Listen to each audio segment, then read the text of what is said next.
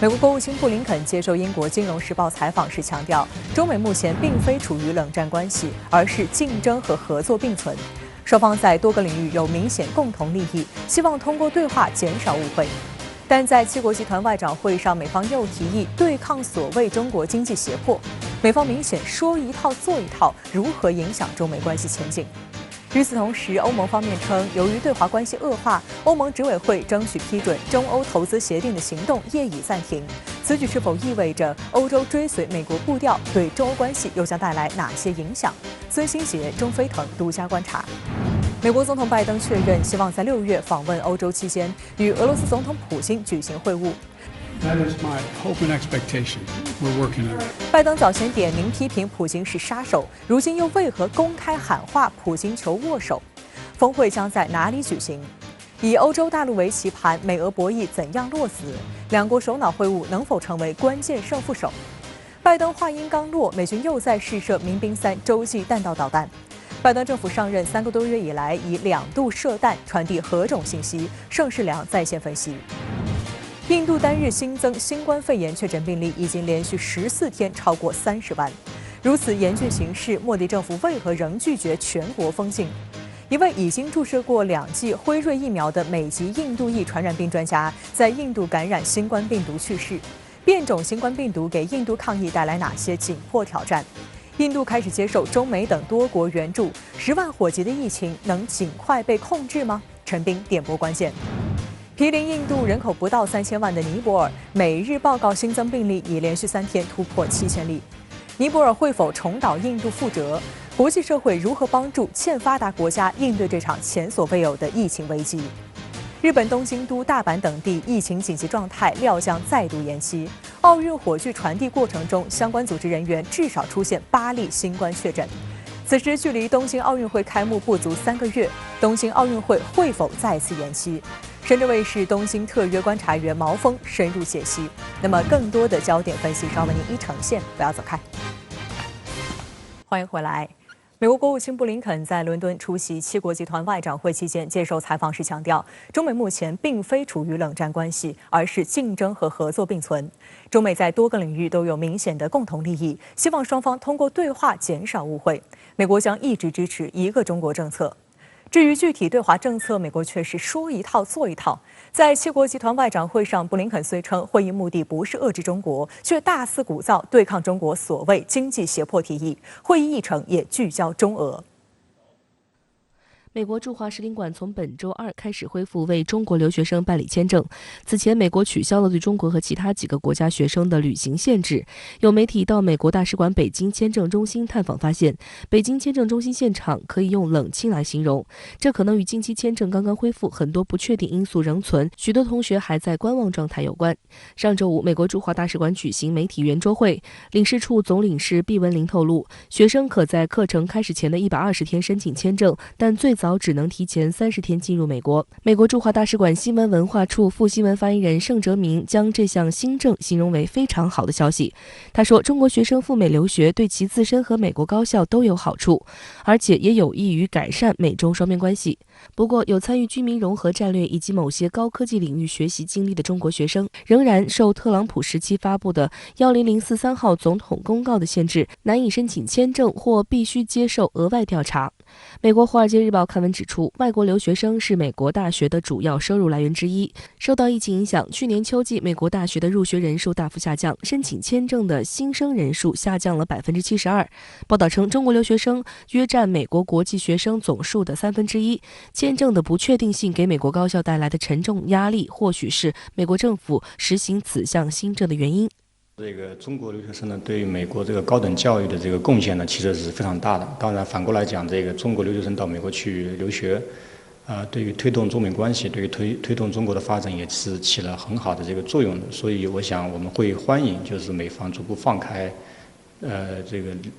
中国留学生去美国这个留学。美国高校的困境也反映出中美合作的重要性。不过，美方对中美关系整体基调表述依然老调重弹。当地时间周一，美国国务卿布林肯在英国接受《金融时报》的采访时强调，中美双方在多个领域都有明显的共同利益，对抗、竞争与合作并存，并希望双方通过对话减少误会。此外，美国将一直支持一个中国政策。在被问及美国从安克雷奇中美会谈中学到了什么时，布林肯表示，中美双方进行了直接对话，其中涵盖了对抗性、竞争性和合作性，这些特性也是两国关系的特征。美国方面一直希望能够与中国进行清晰明确的对话，以免造成双方的误会和误解，尤其是在双方共同追求的目标上。布林肯还指出，中美目前并非处于冷战关系，而是竞争合作并存。美国将从各个层面与中国接触，并以得到结果为重点。那么，虽然说布林肯在谈话当中提到中美要这个加强合作，加强这个多领域的一个沟通，但是他仍然把这个对抗和竞争加上去呢，其实这个并不符合国际社会的一个期待。有关中美关系问题，中国国务委员兼外长王毅4月23号已明确指出，美方以竞争、合作、对抗三分法来定义中美关系，没有分清中美关系的主流和支流，缺乏努力的方向和目标。我们认为，处理中美关系的正确思路应该是加强对话、深化合作、缩小分歧、避免对抗。实际上，美国目前的对华政策不仅是老调重弹，而且还说一套做一套。布林肯在七国集团外长会召开前表示，我们的目的不是遏制中国或者破坏中国的发展，但实际上会议的主要议题却是围绕中俄展开。G7伦敦外长会举行时，恰逢北约军队撤离阿富汗。然而，美国国务院官员称，会上讨论中俄议题的时长为阿富汗问题的3倍。周二上午的讨论主要聚焦中国，而下午的主要议题是俄罗斯。据彭博社报道，七国集团还在考虑一项由美国提出的对抗中国所谓经济胁迫的提议。如果说是一个反华的就是这个政策呢，我觉得还是难度很大的因为毕竟中国不同以往，并且这个G7之间的那个内在的一些分歧也很大。但如果说就对中国议题进行深入的讨论，并且发表一些相关的论点呢，我觉得这个可能性还是非常大的。英国金融时报报道中称，拜登对中国采取的态度令许多外交政策专家感到意外。这种做法与前总统特朗普的强硬立场有很多共同之处。所谓区别警示，拜登一直在努力与盟友合作，以创造所谓更大的影响力来对付北京。报道还称，他的做法令欧盟担心自己被夹在中国和美国之间。而在美国的挑拨之下，欧盟对抗中国的做法已经伤及自身。中欧去年底完成中欧投资协定谈判，仍需欧盟27个成员国及欧洲议会批准才能生效。但欧盟委员会执行副主席兼贸易专员东布罗夫斯基斯周二表示，由于双方互相制裁，外交关系恶化，欧盟执委会争取批准这份协定的行动实际上已经暂停。他补充说，推动批准这项协定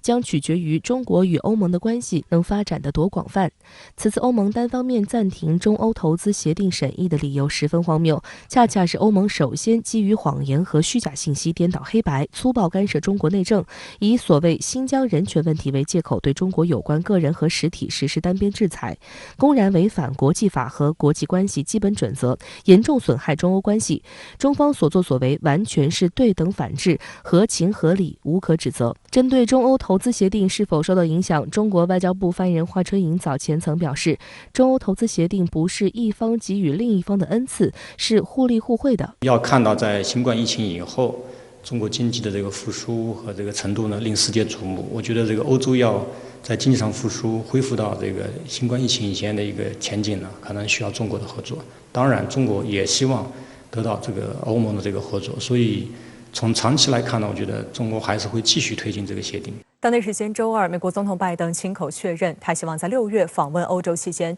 与俄罗斯总统普京举行会晤。拜登政府上台以来，美俄双方在个别领域实现了有限合作，但在包括乌克兰、网络安全等一系列问题上博弈加剧。而在这一过程中，欧洲成为美俄对抗的主要平台。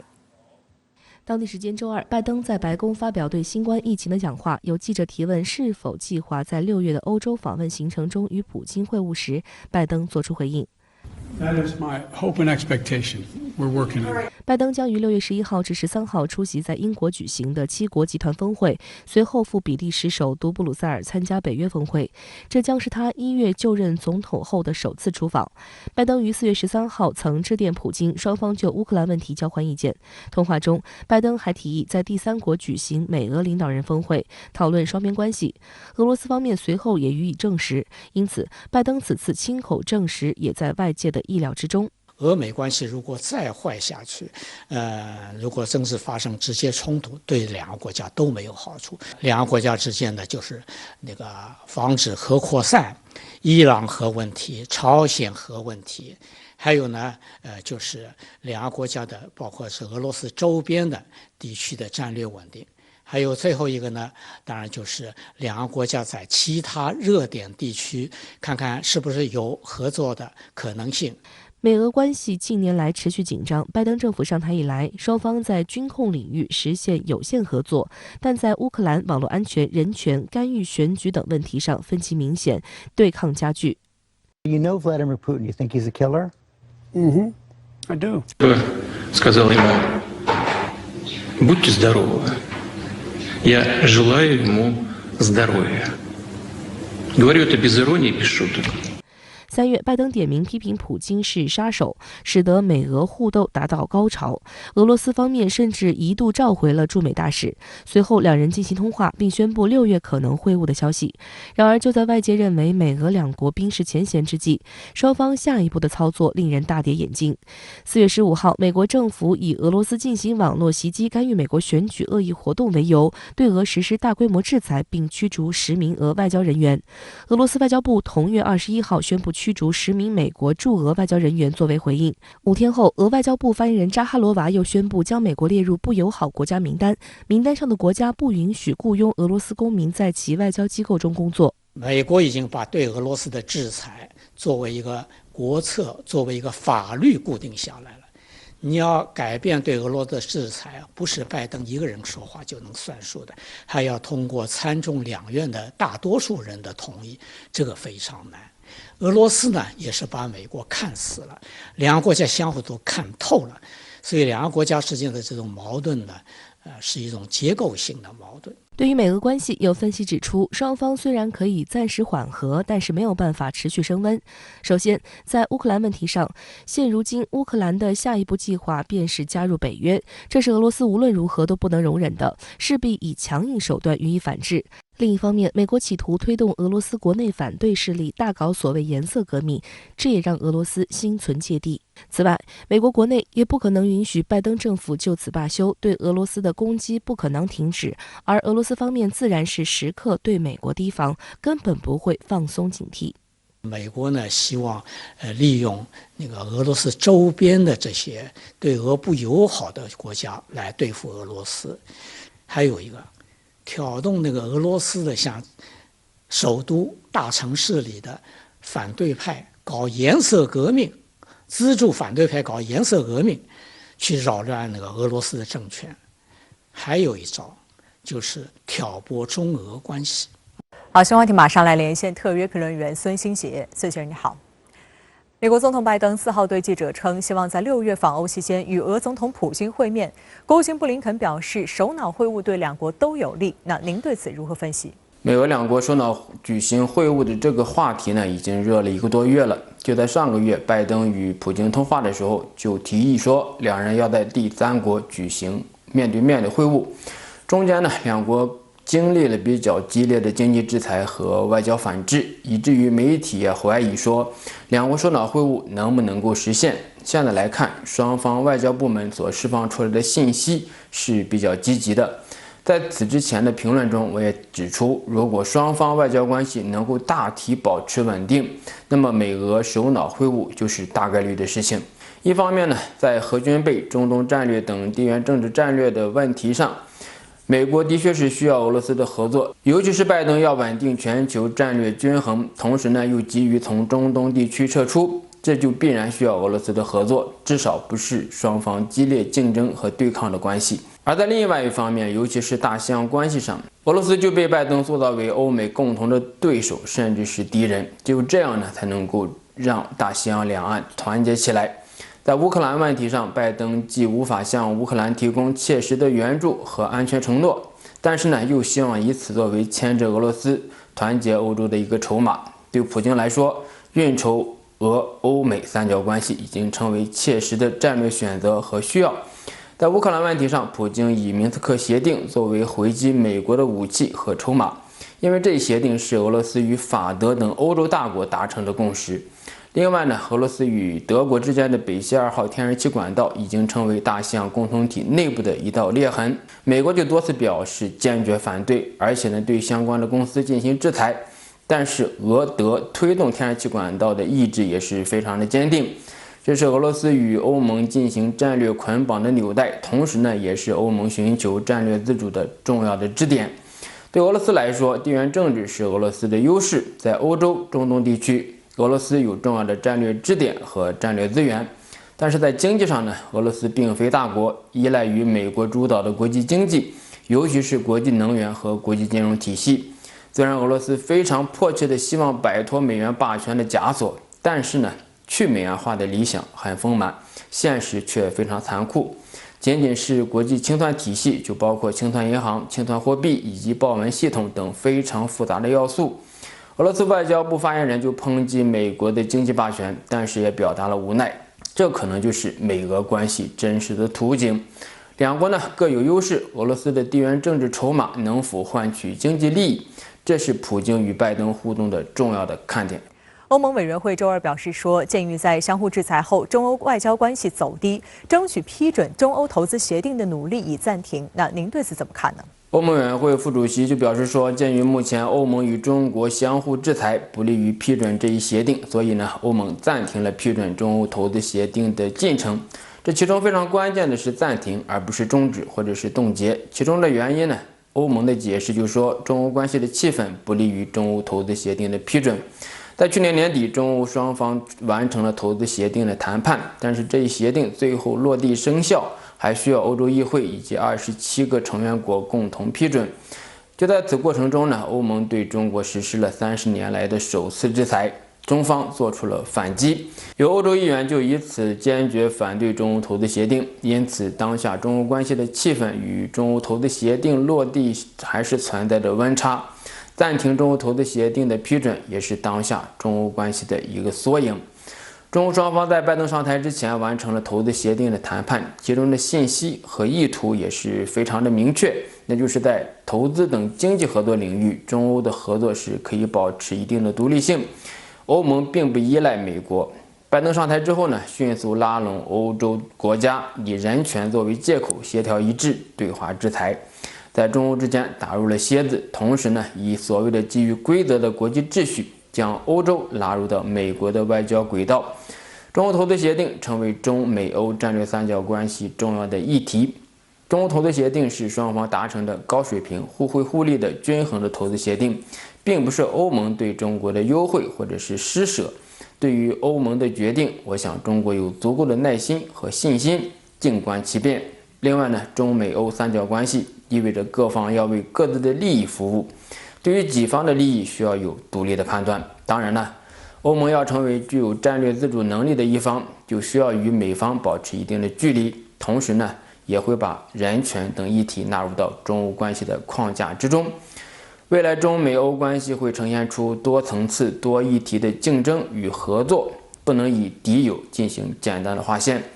美国国务卿布林肯在参加7国集团外长会议期间对媒体说呢，中美之间存在着诸多可以进行合作的议题，美国坚持一个中国的原则。同时，布林肯表示，美国不寻求遏制中国，换句话说，美国和欧盟在对华政策上是存在着差异的。美国也无法生拉硬拽地把欧盟绑到美国对华政策的战车上面，而是需要妥协和协调。从另外一个角度来看呢，这也为中国对欧对美外交提供了更大的回旋空间。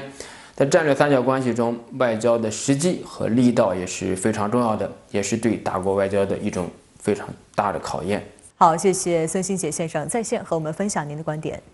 谢谢。美国于西部时间周三从加利福尼亚的范登堡空军基地试射无武装的民兵3洲际弹道导弹，这是拜登就任美国总统以来进行的该型导弹第2次试射。在拜登刚刚公布的新一年的国防预算案中，核武器改造升级计划也成为其中的重要组成部分。他声称此举旨在应对所谓中国威胁。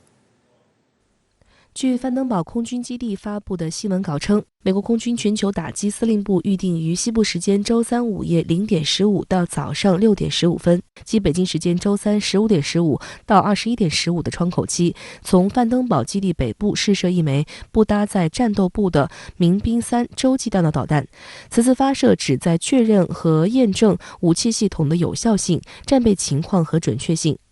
据悉，美国空军每年都会进行5次左右的洲际弹道导弹试射。特朗普时期的2018年，民兵3导弹进行了5次试射，2019年进行了4次试射，2020年进行了3次。而在拜登上任后不久，美军就在2月23号进行了一次民兵3导弹的试射。该导弹飞行4200英里，即大约6700公里后，准确命中位于太平洋夸贾林环礁附近的靶标。当然，以美国的这样一个民兵3的弹道导弹呢，它本身其实经过不断的包含这个性能提升以及翻修让它维持在一个良好的可出击的以及可使用这样一个状态。那其实我们也看到，美国现在有相当多的这个现役的这个核导弹头呢，其实就装在这个民兵3的这个导弹上，让这些民兵3这些导弹它基本上的这个射击它的这个阵地在美国这个境内有相当多的这个地方。因为这样这个民兵3的数量非常多，而且它的这个性能非常可靠。民兵3型战略导弹正式编号为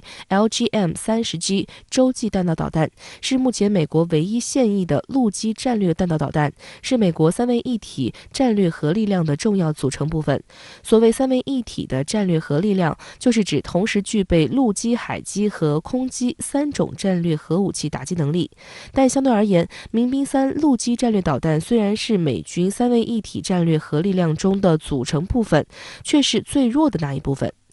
民兵系列战略导弹其最早的研发甚至可以追溯到1958年，而民兵3型战略导弹是1970年开始正式交付美军服役，到1978年停产，总计生产约550枚，采用陆基竖井发射。目前美军实际部署在389到450枚之间。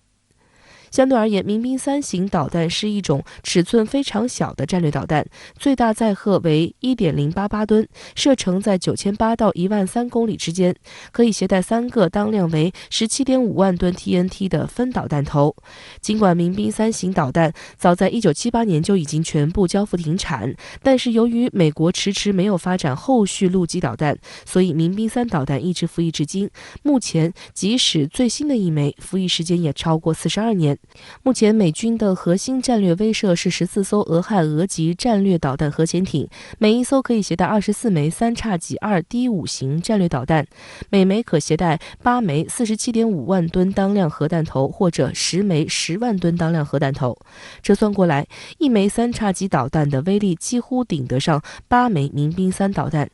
而且民兵3导弹采用陆基竖井发射，位置固定且不容易隐蔽，而核潜艇潜伏在深海，生存能力远高于固定的地面发射井。值得注意的是，美国总统拜登近期提议将2022年财年的美国军费支出上调为7530亿美元，相较2021年度增加 1.7%。同时，拜登还提议对美国的核武器进行现代化改造，提升3位一体核打击能力。拜登声称此举旨在应对所谓中国威胁。此前，美国政界还曾担忧拜登会叫停核武器升级计划，现在看来并非如此。报道称，此份军费预算案长达58页，包含了诸多内容，完整详细的预算提案或将在今年下半年公布。据悉，这是拜登就任美国总统之后首次要求增加美国军费支出，显示出了其对抗中国的急迫心理。其实不用拜登提议，美国军方已经在升级核武器。去年9月，美国空军与诺斯罗普格鲁曼公司签署了一份总价值约850亿美元的合同，由后者为美军研发新一代陆基洲际弹道导弹，以替代比较老旧的民兵3。按照美国军方的设想，新一代陆基洲际弹道导弹将在2027年左右交付，2029年形成初始作战能力。除新一代陆基洲际弹道导弹外，美国空军的新一代隐身战略轰炸机 B-21以及海军的哥伦比亚级战略核潜艇也在紧锣密鼓的推进中。因为其实美国升级的核武基本上不仅仅只有把这个中国大陆当对手，也把俄罗斯当对手。因为以目前的这个世界各国所拥有的核弹头、导弹的这个数量来看的话，俄罗斯它目前手上拥有的核弹头，在这个世界上基本上才具有对美国达到这个毁灭能力的这样一个核弹头的数量。那既然是面对一个相互保证毁灭的俄罗斯，所以对美国来讲，它就必须要强化它自己本身的这个投射能力，以及它这个弹头这个相对的这个妥善度。好，再来关注印度疫情。根据印度卫生部周三公布的最新数据，过去24小时内，印度新增新冠肺炎确诊病例超过38万例，单日新增已经连续14天超过30万例。氧气和疫苗作为应对疫情最急需的物资，目前在印度都严重不足。而变种新冠病毒又给印度抗击疫情带来新麻烦。就在2天前，一位已经注射过2剂辉瑞疫苗的美籍印度裔传染病专家在印度感染新冠病毒去世。根据印度卫生部公布的最新数据，截至周三上午，印度已经累计确诊超过2066万例，其中单日新增死亡病例3780例，为疫情爆发以来新高，累计死亡病例22万6188例。据印度新德里电视台报道，目前印度2500多个检测实验室正承担着巨大的工作压力。为此，印度政府修改了对于新冠病毒检测的一系列规定，在印度各邦辖区内进行出差或旅行的健康人员、已经康复的新冠患者，以及曾经在快速检测和核酸检测中检出阳性结果的人群，这3类人群将不再需要进行检测。周二，印度板球超级联赛理事会和印度板球委员会召开紧急会议，宣布本赛季的板球超级联赛被无限叫停。板球是印度的国球，而板球超级联赛是世界顶级赛事之一。外界注意到，3月12号在印度艾哈迈达巴德市的萨尔达帕特尔体育场曾进行一场印度队与英格兰队之间的板球比赛，能够容纳20万人的体育场人山人海。分析指，体育赛事的举办为印度4月以来疫情泛滥埋下伏笔。You just had to look around the world. You don't have to be a scientist to say that. We did nothing. Instead, we celebrated, a bit too prematurely, Indian exceptionalism. 另据印度斯坦时报网站报道，美国印裔传染病专家拉贾德拉·卡皮拉因感染新冠病毒，周一在印度去世。卡皮拉博士在3月末和他的妻子从美国回到印度北方邦的加济阿巴德，以便照顾年老的岳父。4月8号，卡皮拉因感染新冠病毒住进医院。值得注意的是，卡皮拉夫人证实，卡皮拉在从美国出发前已经完成了2针辉瑞公司的新冠疫苗注射。作为美籍印度裔传染病专家，卡皮拉博士生前从事了大量热带医学、旅行疾病和艾滋病研究。去年6月，卡皮拉还做过有关利用抗体治疗新冠肺炎的演讲。目前并不清楚卡皮拉在印度感染新冠病毒的具体情况，印度媒体也并未说明辉瑞的疫苗是否为他提供了保护，也未说明他是否感染变种新冠病毒。实际上，当下印度发现的新冠双重变异株正逐渐成为传播主力。据报道，变异毒株可能导致免疫逃逸和传染性增强。此前也出现过辉瑞疫苗接种者在接种完全部2针疫苗以后感染病毒而死的案例。而根据此前辉瑞疫苗3期临床实验最终数据显示，该疫苗有效性达 95%， 且在65岁以上成年人中的有效率为 94% 以上。It was always going to be difficult to contain the spread of COVID here in India. This is a densely populated country of nearly 1.4 billion people. The Indian government is blaming the rapid spread on this new double mutant variant, and it says that it warns states to remain vigilant. 新冠变异病毒输入我国的风险也在增加。近日，中国疾病预防控制中心周报的英文版披露了3例从重庆入境的新冠病毒确诊病例。经基因组测序发现，这3例确诊患者感染的病毒为在印度流行的变异病毒，推测感染可能发生在印度。随着疫情的持续恶化，周二，印度又一个邦宣布进入全面封锁状态。截至目前，印度已经有9个邦和1个中央直辖区因疫情处于全面封锁状态。外界认为，应对疫情蔓延的一个有效方法就是实施封锁。去年3月，印度仅仅报告了519例新冠病例后，总理莫迪就宣布了前所未有的全国范围的封锁。事实也证明了封锁措施的有效性。但当前莫迪政府考虑到经济表现，依然不愿进行全面封锁，只是提倡建立微型收容区，将限制集中在几个地区，并且由各个州来决定何时以及如何来实施。当前呢，印度的疫情已经发展成一场国家级的大灾难，应该采取一系列非常重要的措施，其中也包括，比如说，它现在只封了一部分的城市，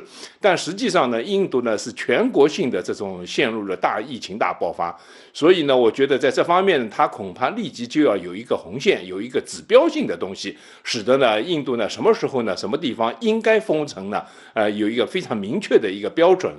现在看来，它好像是没有。印度医疗系统正面临着巨大压力。新德里的安贝德卡尔医院是一家政府公立医院，拥有约300张病床。自从首都新德里成为疫情重灾区之后，这里每天都有很多前来为自己的亲友寻找床位的病人家属。而对于患者来讲，最10万火急的是氧气。But still, the oxygen pressure that is being given to the patients, it is not viable for the patients. They need more oxygen. They need the pressure more.But I really don't know that why they are just lowering down the pressure and all for the oxygen. 面对这样的疑问，安贝德卡尔医院主任医师马尼告诉记者，氧气供应的不足是造成上述所有问题的根本原因。लेकिन जो allotted agencies हैं, वो बहुत कम ऑक्सीजन हमें दे पा रही हैं, जितनी हमारी requirement है उसके हिसाब से。因为氧气紧缺，许多地方的氧气价格更是暴涨了10倍以上。为了应对医用氧气短缺，在周日召开的高级别会议上，总理莫迪与各方讨论了增加氧气生产和供应的事宜。印度政府也正加大力度整治相关不法行为。与此同时，新冠疫苗在印度也供不应求，首都新德里医院外排满轮候接种疫苗的人，但仍有至少3个邦因缺乏疫苗要关闭部分接种中心。观察指，印度的整体医疗物资严重不足，虽然政府正在努力调配资源，但能否做到贫富公平分配，恐怕也成问题，而这也直接影响抗疫进度。The government has announced a raft of measures to try to combat this crisis, including drafting in medical students to help doctors, getting the Navy involved, getting the Air Force involved. But some are saying simply that it's too little, too late. One state health minister warning that there could be a third wave on the horizon. 关键还是在印度人民自己要有充分的意识，印度政府呢要有一个充分的领导作用。毗邻印度的尼泊尔每日报告的新增病例已连续3天突破7000例。有专家警告，尼泊尔正在变成一个迷你印度。而日本火炬传递发生新冠传染，至少8名组织人员确诊。东京奥运会还能如期举办吗？深圳卫视东京特约观察员毛峰深入分析。根据尼泊尔卫生部门周二下午公布的统计数据，此前24小时，尼泊尔新增新冠肺炎确诊病例7660例，新增死亡病例55例。2项数据均刷新该国疫情爆发以来的最高纪录。截至目前，尼泊尔累计新冠确诊病例数已经超过34.3万例，死亡病例达到3362例。尼泊尔卫生部在上周五的一份声明中表示，持续恶化的疫情已经超过本国卫生系统的应对能力，形势难以控制。अहिले यो पछिल्लो समयमा धेरै चाप नै छ, खास गरी चाहिँ अस्पतालको बेडहरू चाहिँ भरिभरा भइरहेको अवस्था छ। यो अर्को लहरको चाहिँ सुरुवात हो, तर अलिकति अचम्मित चाहिँ हामी के छ भन्दाखेरि यो एकदमै छिटो मानिसहरूलाई चाहिँ संक्रमण मात्र होइन, बिरामी बनाएर अस्पताल भर्ना गर्नुपर्ने अवस्था चाहिँ सिर्जना भएको छ, जसले गर्दाखेरि चाहिँ अब यो अझ उत्कर्षमा पुग्दाखेरि चाहिँ यसको अवस्था कस्तो होला भन्ने अलिकति अनुमान गर्न पनि हाम्रो अनुमानभन्दा बाहिरको कुरा。有专家分析，尼泊尔本轮疫情爆发与印度脱不了干系。尼泊尔疫情曾在今年2月至3月间趋缓，然而随着印度第2波疫情爆发，尼泊尔边境地区也随之恶化。该国卫生部门也在患者身上发现了来自英国和印度的几种传染性极强的变异病毒。严峻疫情下，尼泊尔总理奥利周一发表电视讲话，请求邻国友好国家和国际组织向尼泊尔提供疫苗检测测设备、供氧设备以及重症医疗药物和用具，以应对疫情。奥利还表示，尼方有关官员正在与中国、俄罗斯等疫苗生产商联系，以便为尼泊尔紧急供应疫苗。尼泊尔之外，其他印度周边国家也出现了病例激增的现象。孟加拉国4月底彻底切断了与印度接壤的边境交通，但其疫情已经跟印度一样，正在经历第2波增加。上月底，印度北部邻国巴基斯坦报告了201例单日新增死亡病例数，为该国历史最高值。同时，东南亚的老挝确诊病例在1个月内暴涨200倍，而在泰国，几乎所有的新增确诊病例都是受到变异病毒的感染。病毒凶猛的来袭对当地医疗设施造成重压。印度呢，因为它有一些陆地上紧相连的一些邻国，这些邻国呢，医疗资源以及防范措施呢，都是比较匮乏的。如果呢，他们受到印度的这个灾情的冲击的话呢，整个一个疫情呢，就会进一步呢从南亚地区呢向外扩散。如果所谓第3重变异的病毒呢，进一步流行的话呢，已经种下去的疫苗呢，究竟能不能起到足够的保护作用呢？现在呢还充满了变数。那么这种前景呢，当然是世卫组织以及国际社会高度担忧的。在东亚的日本，疫情也并未放缓。周二当天新增确诊病例近4200例，重症病例高达1083例。目前，东京、大阪、兵库以及京都等4个都府县仍然处于紧急事态中。原本计划于本月11号全面解禁，但菅义伟周3下午与经济再生担当大臣西村康稔以及厚生劳动大臣田村宪久等内阁商讨后，有意延长紧急事态宣言。深圳卫视东京特约观察员毛峰表示，现在正处于日本的黄金周，尽管因紧急事态，不少店家选择关门休业，但总体来说，日本的发病感染人数并没有得到明显改善，尤其是大阪疫情尤为严重。最近1周，日均新增感染人数达1075人，重症病床不足状态也在持续，医疗提供体制极其严峻。从入院率来看呢，东京是30%以下，那么大阪呢是10%以下。那么这个什么概念呢？也就是说，有10个病人的话，大阪呢只能有1个病人可以住院。所以呢，这个入院率反映了大阪的情况呢也是非常危机。那么另外呢，还有一个就是重症病床的使用率呢，东京是33%，那么大阪呢已经到了95%。观察认为，日本疫情得不到有效控制的主要原因是政府抗疫不力。目前，日本疫苗接种率仅1.6%，进度缓慢。政府呢也只是要求民众自律自觉，然后呢搞各种食品店啊、饮食店的隔离，但是呢不从根本上面对病原体的那个检测也好，包括现在的我们说紧急的、尽快的给那个民众那个注射等等，这也造成了现在民众对于菅义伟政权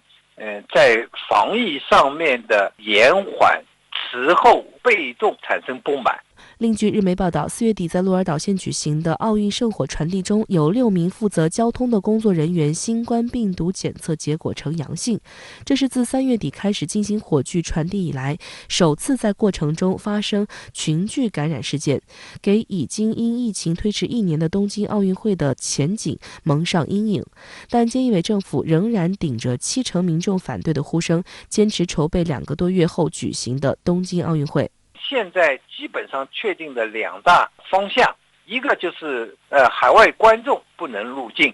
那么第二个就是在各个比赛场馆也要减少现场的观众。那么通过这2种方式，那么还是要想办奥运，因为这既是菅义伟政权政治的一个成绩单，那么另外一个整个国家来说，它是一个国家的一个项目，所以呢，从菅义伟政权来说呢，他在抗疫上面、防疫上面，并没有多少得分，在其他的领域里面也没有什么特别突出的成绩，所以呢，把奥运坚持能够办起来，他认为呢，这也是最大的一个成绩了。BBC 记者揭露啊，印度高官呢在德里向记者说不存在缺氧问题的时候，距他呢几英里的医院里，病人呢就因缺氧而死亡。从去年12月起呢，印度的医学专家就警告政府，这个疫情海啸呀正在形成，这个医院呢需要储备大量的氧气瓶和床位。但是显然呢，印度官方并没有听进去。二是印度的医疗设施比较落后，那么在医疗卫生健康方面的开支呢是极低的。2018年呢，医疗开支只占了 GDP 的3.6%，每1000人呢只有1个医生。而同年的医疗开支 GDP 占比呢显示，中国是5%，俄罗斯5.3%，巴西9.8%，德国11.2%，美国16.9%，都比印度呢要高。当这个疫情来袭的时候呀，印度的医疗体系很快就崩溃，难以应付。3呢是这个疫苗接种人数比例太低，无法形成这个防疫墙。政府说呢，到7月要让3亿人接种，目前呢只有2600万人接种。那么更糟糕的是，生产疫苗的原料都没有储备好，无法提供这个疫苗。那么最大的这个疫苗企业的 CEO 呢，都跑到英国去了。这现在的这个疫苗缺口呢是难以弥补。4呢是变异病毒很厉害，现有的疫苗能否起作用，没有人知道。美国的印度裔传染病学者卡比拉呢，曾接种2剂辉瑞疫苗，那么到印度照顾亲戚的时候，但是呢，他还是抵不住变异病毒，那么在5月3日去世了。这5呢是这个印度贫富差距比较大，这个氧气瓶、这个医疗资源呢都被有钱人所占据，更多的贫困人群呢无法获得医疗资源，特别呢是在偏远农村，这个死亡率呢是比较高的。这些问题呢都不是一时半会儿就能够解决的，所以呢，这个印度的疫情怎样演变，需要继续观察。现在最需要的呢还是国际援助，尤其呢是西方发达国家、G7国家。说到这些国家，这些外长会东道主英国邀请印度代表团参加，却出现了疫情。之前约翰逊也因疫情取消了对印度的访问，这次G7外长会也没怎么谈印度疫情。那对此您怎么看？G7外长会呢，一个重要的目的是扩大盟友，为美国的所谓印太战略铺路，为6月份举行的峰会准备。这美国总统拜登呢也宣布要到这个英国呢参加峰会。所以这次外长会呢，邀请到了印度、澳大利亚、南非、韩国外长参加。因为G7的外长会的目标呢，它是建立美国主导的这个印太战略圈，所以印度疫情呢，它不是讨论的重点。这不巧的是，印度代表团呢出现了意外，有2人呢确诊感染了新冠，所以呢就选择所谓的自我隔离，只能通过这个视频来对话。我不知道印度代表团呢是怎么一个想法，自己的国家呢遭遇严重的疫情，G7外长会呢却不怎么的谈疫情，而东道主英国呢更加热衷于这个英印自贸协定，说呢又会给英国呀增加多少的就业机会等等，这呢多少有点尴尬。这个莫迪政府呢要面子不要里子的势力呢，是夺去了。那么在国难当头的当下，仍然如此的卑微，可能呢是练瑜伽呀，练到了身段随意柔软的程度。美国、澳大利亚呢，都对印度下了这个旅行禁令，英国等国呢，也可能会很快的下达类似的禁令。那么，印度代表团能不能按时回国都成问题。这个事儿得慢慢的看。全球并不是印度一国疫情加重，日本也一样。奥运火炬传递中发生了疫情，确诊人数增加。那您认为会不会影响东京奥运会的如期开幕呢？这不太好判断。这个东京奥运会呢，已经推迟了1年，就是新冠惹的祸。现在日本的疫情反复，确诊人数在增加。那么日本政府呢，正考虑延长东京和其他主要都会地区5月11日到期的这个紧急状态。因此呢，目前还无法确定东京奥运会能不能如期举行。那么按照计划呢，是东京奥运会呢是要在7月23日举行。那么在未来的几十天内呢，能不能很好的这个防控疫情？这就显得很关键。不过呢，世界田联主席考察日本以后说这个东京奥运会呢会如期举行。日本呢在疫情防控的实力和策略上呢，都比印度要强很多倍。那么加上呢，这个日本人循规蹈矩这样一种素质，也可能呢这个比较谨慎乐观的期待东京奥运会。现在呢，日本的医学家和政治家呢有不同的意见。医学家认为啊，日本疫苗接种的人数比例还比较低，要是再延长1年，等到疫情呢完全控制，再举行奥运会，不是更有安全，更让人放心吗？不过政治家呢要通过奥运会来显示日本的能力，包括疫情防控的能力，所以现在呢还需要继续的观察。那么最终呢，恐怕还是有疫情